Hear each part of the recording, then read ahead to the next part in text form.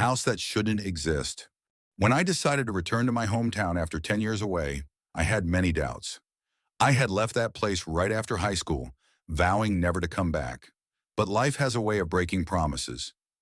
My father's death left me with a house, a neglected mansion that I had avoided even as a child.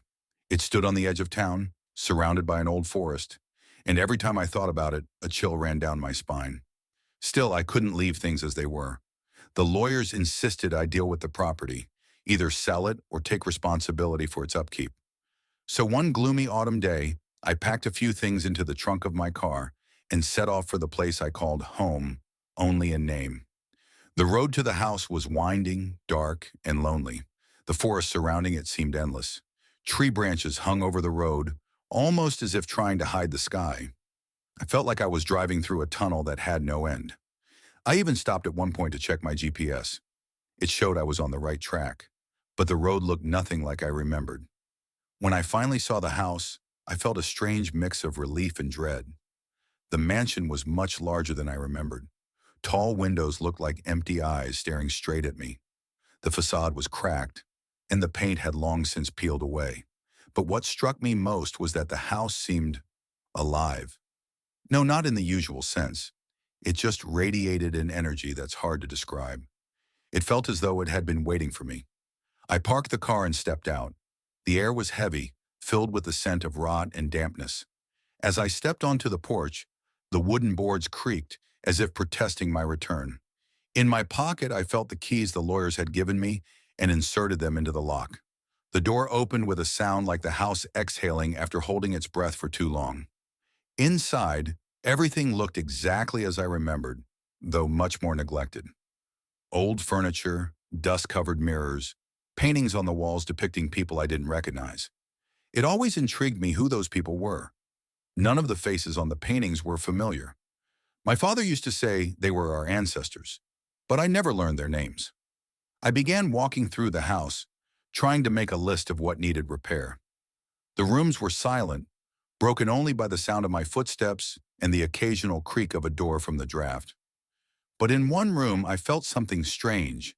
It was the old library on the second floor.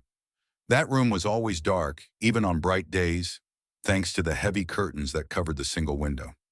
When I entered the library, I was overcome with the feeling that someone was watching me. I turned, but no one was there.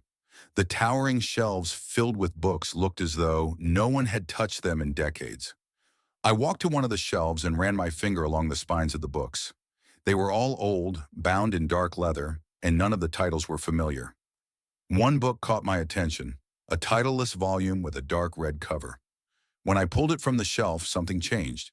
The silence deepened. The air grew heavier. I opened the book to find its pages blank, but the longer I looked at them, the more they seemed not so blank after all. Symbols began to appear, swimming faintly on the white surface. I slammed the book shut and put it back on the shelf, but the unease didn't leave me. After I left the library, things started to change. At first, it was small things. Doors I was sure I'd left open were suddenly closed. Lights I turned on would go out by themselves. But then it got much worse. One night, I was awakened by a sound I first mistook for the wind. But then I realized it wasn't just the wind. It was footsteps. Slow, heavy, deliberate footsteps coming from the first floor.